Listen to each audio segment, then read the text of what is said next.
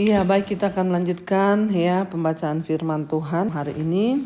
Kemarin kita sudah selesai dengan 2 Raja-Raja pasal 20, bagaimana Hizkia sakit dan disembuhkan, dan ya bagaimana juga akhirnya kejatuhan Hizkia karena dia memamerkan semua kekayaan yang ada di istananya, sehingga utusan dari Raja Babel itu ya menginginkan, bahkan akhirnya mereka punya niat untuk mengambil semua yang menjadi milik dari Yehuda.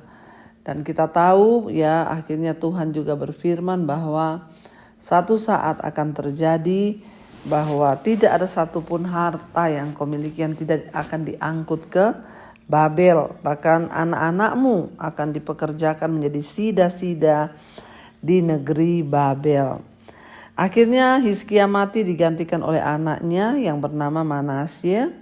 Dan hari ini kita lanjutkan saudara 2 Raja-Raja pasal 21 ayat yang pertama. Judul perikopnya Manasye menjadi Raja Yehuda.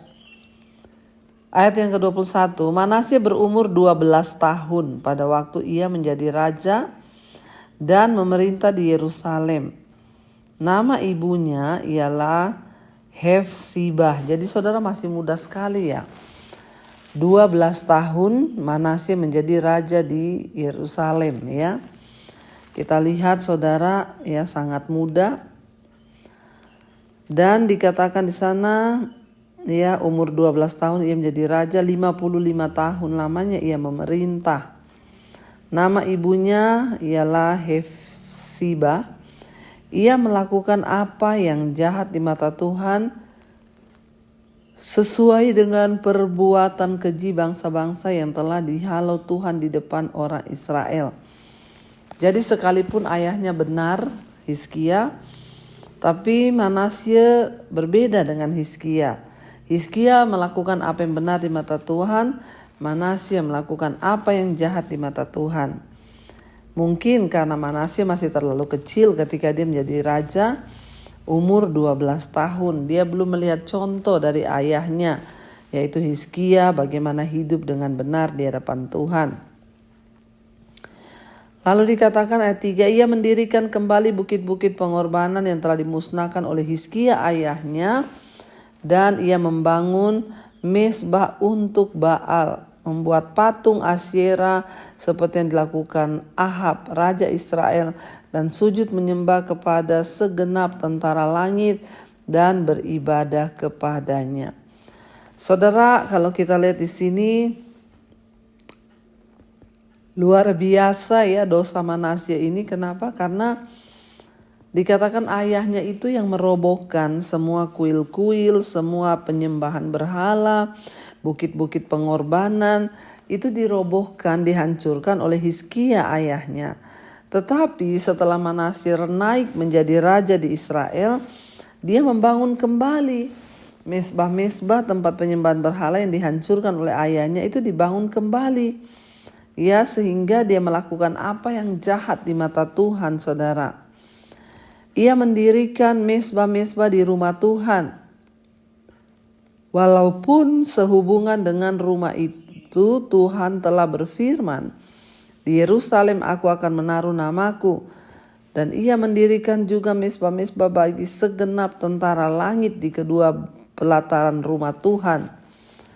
Ayat 6, bahkan ia mempersembahkan anaknya sebagai korban dalam api, melakukan ramal dan telaah, dan menghubungi para pemanggil arwah dan para pemanggil roh, ya, peramal. Ia juga melakukan banyak yang jahat di mata Tuhan, sehingga ia menimbulkan sakit hatinya. Kalau kita lihat saudara, ya Manasye ini dia bukan hanya membangun kembali kuil-kuil penyembahan berhala, tapi dia membawa itu ke rumah Tuhan. Jadi sangat-sangat ya jahat di mata Tuhan, berdosa di mata Tuhan. Dia bukan hanya ya mendirikan kembali, tapi dibawa ke dalam rumah Tuhan. Bayangkan ya, di dalam rumah Tuhan ia mendirikan mezbah-mezbah. Ya, Dan dikatakan bahwa ia mendirikan mezbah-mezbah di rumah Tuhan walaupun sehubungan dengan rumah Tuhan itu telah berfirman. Tapi kita lihat saudara, ya, bahwa Manasye membuat akhirnya bangsa ini kembali berdosa, memberontak di hadapan Tuhan. Ia mendirikan mezbah-mezbah bagi tentara langit, saudara. Ya, bahkan ia mempersembahkan anaknya sebagai korban di dalam api. Dan bukan cuma itu, dia memanggil peramal, ya, roh tenung, telaah, dan dia memanggil bahkan para pemanggil arwah, ya, dan roh-roh pelamal untuk melakukan banyak yang jahat di mata Tuhan. Jadi ya sangat jahat Manasye ini. Dia menggantikan Hizkia, tapi dia melakukan apa yang jahat. Ya, bukan hanya merobohkan tapi membangun kembali, bahkan rumah Tuhan dicampurkan dengan penyembahan berhala. Ya, dikatakan di sana saudara, Manasye ini memang raja yang jahat dan dia itu membuat Allah murka terhadap segala dosa dan pemberontakannya. Termasuk dalam daftar dosa-dosa Manasye itu adalah praktik-praktik klinik, sihir, tenung. Ya, itu adalah dosa yang dibenci Tuhan. Saudara jangan pakai peramal, meramal-ramalkan sesuatu. Ya, bahkan menyembah tentara langit, ya, itu segala yang jahat itu jangan ada pada kita. Bertanya, ya, pemanggil arwah, ini adalah tindakan-tindakan menunjukkan kurangnya iman kepada Tuhan dan kurangnya pertobatan di dalam Tuhan, sehingga masih pakai roh petenung, ya, masih panggil peramal. Ini sangat-sangat dibenci oleh Tuhan dosanya saudara, ya. Dan ini yang dilakukan oleh Raja Israel loh saudara. Bayangkan ini Raja Israel. Dan praktik-praktik ini sangat dibenci oleh Tuhan. Ya, karena tindakan ini menunjukkan kurangnya iman kita kepada Tuhan. Sehingga kita melibatkan kuasa-kuasa lain yang bukan Tuhan bekerja dalam hidup kita. Ya, dia mempersembahkan anaknya sebagai korban dalam api dibakar loh saudara. Ini tidak main-main. Ya, mengerikan. Dia membangkitkan sakit hati Tuhan lewat tindakannya, dosa-dosanya. Bayangkan Alkitab berkata Tuhan sakit hati loh saudara. Makanya kalau kita ini berdosa, melakukan apa yang jahat di mata Tuhan, tuh kita menimbulkan sakit hati Tuhan. Ayat 7, ia menaruh juga patung Asyera yang telah dibuatnya dengan, ya, yang telah dibuatnya dalam rumah, walaupun sehubungan dengan Tuhan, dengan rumah itu Tuhan telah berfirman kepada Daud dan kepada Salomo anaknya dalam rumah ini dan di dalam rumah ini dan di Yerusalem yang telah kupilih dari antara segala suku Israel, aku akan menaruh namaku untuk selama-lamanya. Ya, jadi kita lihat di sini bahwa ya pada akhirnya sebenarnya Tuhan sudah ya memilih, bahkan bersaksi, bahkan berfirman, ya, karena Daud dikatakan ya ia menaruh juga, tapi dia membawa patung Asyera masuk ke dalam istana. Ya, tetapi Tuhan berfirman, ya, dalam rumah ini dan di Yerusalem yang telah kupilih di antara segala suku, aku akan menaruh namaku untuk selama-lamanya. Ya, aku tidak akan membiarkan bangsa Israel lagi dibawa keluar dari tanah yang telah kuberikan kepada nenek moyang mereka, asal saja mereka tetap berbuat tepat seperti yang telah kuperintahkan kepada mereka. Ya, tepat menurut hukum-hukum yang telah diperintahkan kepada mereka. Tuhan itu sudah berkata saudara, bahwa ya Tuhan akan ya dia sendiri akan membangun kembali Yerusalem, ya, tetapi dia tidak akan membiarkan bangsa Israel itu keluar dan tidak diberikan kepada nenek moyang, ya, tepat seperti yang telah ku perintahkan kepada mereka dan tepat menurut hukum. Dikatakan di sana, ya, menurut hukum yang dan dikatakan menurut hukum yang diperintahkan oleh Tuhan kepada mereka saudara, ya.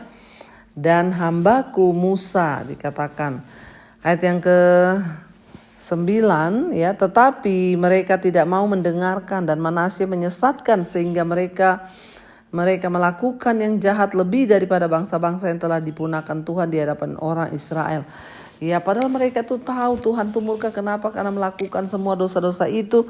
Tapi mereka melakukan, dikatakan apa yang Manasye lakukan lebih daripada bangsa-bangsa, ya, bangsa-bangsa kafir yang apa yang dilakukan, dan bangsa-bangsa itu telah dimusnahkan Tuhan. Ayat 10, kemudian berfirmanlah Tuhan dengan perantaraan para hambanya, yakni para nabi. Oleh karena Manasye Raja Yehuda telah melakukan kekejian ini, berbuat yang jahat lebih daripada segala yang telah dilakukan oleh orang Amori yang mendahului dia, dan dengan berhala-berhalanya ia mengakibatkan orang Yehuda berdosa pula.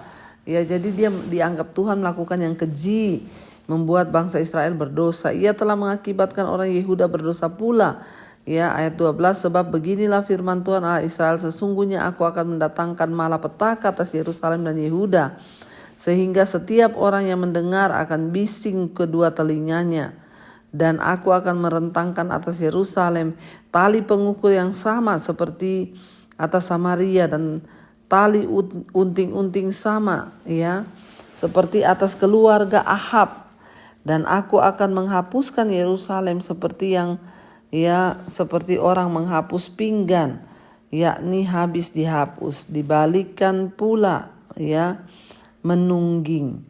Bayangkan saudara, bukan hanya dihapuskan, dimurkai, bahkan dikatakan di sana seperti orang menungging. Tuhan akan menghapuskan. Ayat 14, aku akan membuangkan sisa milik musakaku dan akan menyerahkan mereka ke dalam tangan musuh-musuh mereka, sehingga mereka menjadi jarahan dan menjadi rampasan bagi setiap, ya, semua musuh mereka. Oleh karena mereka telah melakukan apa yang jahat di mataku, dan dengan demikian mereka menimbulkan sakit hatiku. Ya, mulai dari hari nenek moyang mereka keluar dari Mesir sampai pada hari ini. Ya, dan kita lihat di sini saudara, ya, Tuhan itu murka dengan dosa, dan Tuhan itu murka dengan kejahatan, sehingga dia berkata dia akan punahkan segala sisa-sisa Israel itu milik pusakaku. Ayat 16, lagi pula Manasye mencurahkan darah orang yang tidak bersalah demikian banyak, sehingga dipenuhinya, ya, termasuk, ya, dipenuhinya Yerusalem dari ujung ke ujung, belum termasuk dosa-dosanya yang mengakibatkan orang Israel berdosa pula dan berbuat apa yang jahat di mata Tuhan. Kalau cuma dia sendiri yang berdosa, ya mungkin silakan, tapi mengajak bangsa itu berdosa. Selebihnya dari riwayat Manasye, segala yang dilakukan dan dosa-dosanya, bukankah, ya, yang diperbuatnya, bukankah semuanya itu tertulis dalam kitab sejarah Raja-Raja Yehuda? Kemudian Manasye mendapat perhentian bersama-sama dengan nenek moyangnya, dan ia dikuburkan di taman istananya, di taman Usa. Maka dikatakan Amon anaknya menjadi raja menggantikan dia. Jadi saudara, setelah Hizkia mati diganti Manasye mati diganti oleh Amon anaknya itu. Saudara, kita melihat di sini, mari kita jangan bermain-main dengan Tuhan saudara, ya, sehingga kita boleh senantiasa ada di dalam perkenanan Tuhan, dan kita ini tidak menjadi orang-orang yang akhirnya, ya, membuat Tuhan sakit hati, bahkan hidup kita menjadi, ya, batu sandungan, membawa orang lain untuk berdosa. Jangan kita berdosa dan mengajak orang lain untuk berdosa. Marilah sebaliknya, ketika kita punya dosa, bertobatlah. Dan sekarang kita lanjutkan di dalam 2 Raja-Raja pasal 21 ayat yang ke-19. Ketika Manasye mati, anaknya Amon menggantikan dia. Amon Raja Yehuda. 2 Raja-Raja 21 ayat 19. Amon berumur 22 tahun pada waktu ia menjadi raja, dan 2 tahun lamanya ia memerintah di Yerusalem. Ya, jadi ini kayaknya raja yang tercepat pemerintahannya. 20 tahun dia menjadi raja, dan 2 tahun, hanya 2 tahun dia menjadi raja di Yerusalem. Nama ibunya ialah Mesulemet binti Harus dari Yotba. Ia melakukan apa yang jahat di mata Tuhan. Perhatikan saudara, Orang-orang yang namanya tercatat di Alkitab kalau bukan melakukan yang jahat di mata Tuhan, dia melakukan yang benar di mata Tuhan. Ya, Manasye itu akhirnya digantikan oleh anaknya yang berumur 20 tahun dan dia melakukan yang jahat di mata Tuhan. Dikatakan seperti yang dilakukan oleh Manasye ayahnya. Ada catatannya. Ya, Amon melakukan apa yang jadi mata Tuhan seperti apa yang dilakukan oleh ayahnya. Dikatakan di sana ia melakukan yang jadi mata Tuhan seperti yang dilakukan Manasye ayahnya. Ia hidup sama seperti ayahnya dahulu. Ya, sambil beribadah kepada berhala-berhala yang disembah oleh ayahnya dan sujud menyembah kepada mereka, ia meninggalkan Tuhan Allah nenek moyangnya dan tidak hidup menurut kehendak Tuhan. Dan pegawai-pegawai Amon mengadakan persepakatan melawan dia dan membunuh raja di istananya. Dia hanya memerintah 2 tahun karena pegawai-pegawainya bersepakat lalu membunuh dia, saudara. Ya, dan akhirnya dikatakan di sana orang-orang pegawai-pegawainya melakukan persepakatan. Akhirnya dia dibunuh di istananya sendiri. Tetapi rakyat negeri itu membunuh semua orang yang mengadakan persepakatan ya melawan Raja Amon. Dan rakyat negeri itu mengangkat Yosia anaknya menjadi raja menggantikan dia. Jadi rakyat di sana membunuh ya orang yang sudah membunuh Raja Amon. Lalu mereka mengangkat Yosia itu anak Raja Amon untuk naik menggantikan tahta ayahnya. Selebihnya dari riwayat Amon apa yang dilakukannya bukankah semuanya itu tertulis dalam kitab sejarah Raja-Raja Yehuda? Kemudian ia dikuburkan dalam kuburnya dalam Usa di taman Usa. Maka Yosia anaknya menjadi raja menggantikan dia. Ya, kita melihat di sini saudara, ya karena kejahatan akhirnya kepemerintahannya tidak lama, hanya 2 tahun. Dan kita melihat di sini ya ketika memang merupakan tradisi saudara selama terjadi pembantaian besar-besaran yang dilakukan Manasye ya bahkan itu luar biasa kejahatan Manasye itu yang dicatat di Alkitab turun kepada anaknya Amon ini. Sampai dicatat dia hidup jahat dan melakukan dosa-dosa ayahnya. Ya, dan nabi-nabi lain juga dibunuh pada waktu ya Manasye mengadakan pembantaian. Dan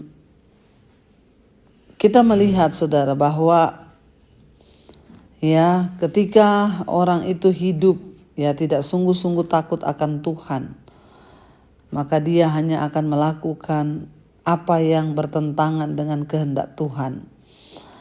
Bahkan dosanya juga tercatat dan itu turun kepada anaknya ketika anaknya hidup. Ya, kita tahu bersama Manasye mencurahkan darah orang-orang yang tidak bersalah.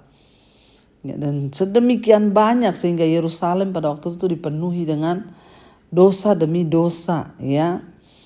Dan mereka semua melakukan apa yang jahat di mata Tuhan. Sehingga dosanya itu dicatat. Sampai pada kehidupan anaknya dikatakan ya dia melakukan yang jahat di mata Tuhan sama seperti ya dosa ayahnya, saudara.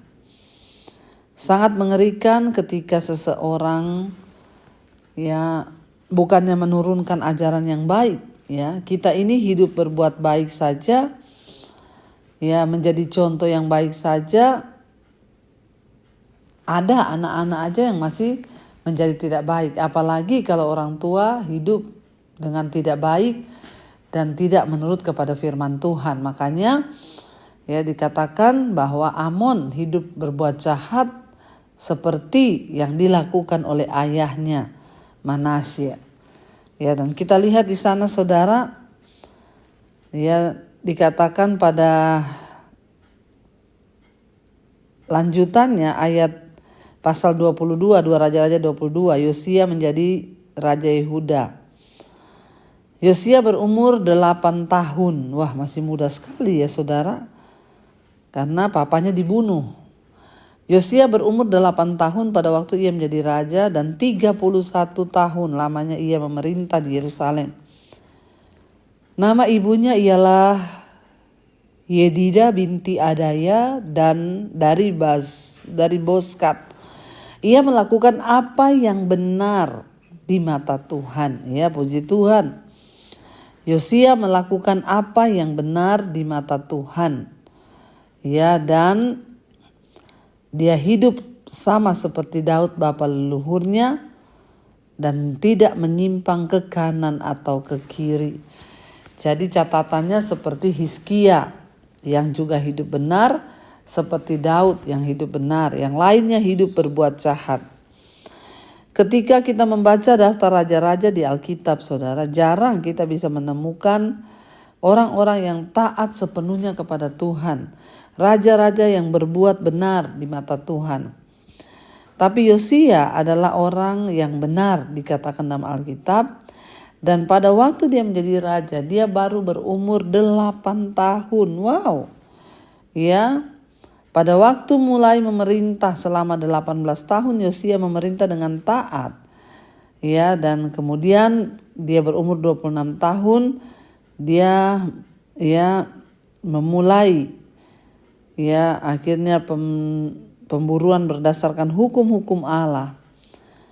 Dan kita melihat saudara bahwa anak-anak ini kita adalah calon-calon pemimpin. Karena itu mari kita orang tua mengarahkan, bahkan menurunkan sifat-sifat yang baik supaya anak-anak juga dapat melakukan apa yang baik di mata Tuhan, ya. Dia hidup berbuat benar sama seperti Daud bapa leluhurnya.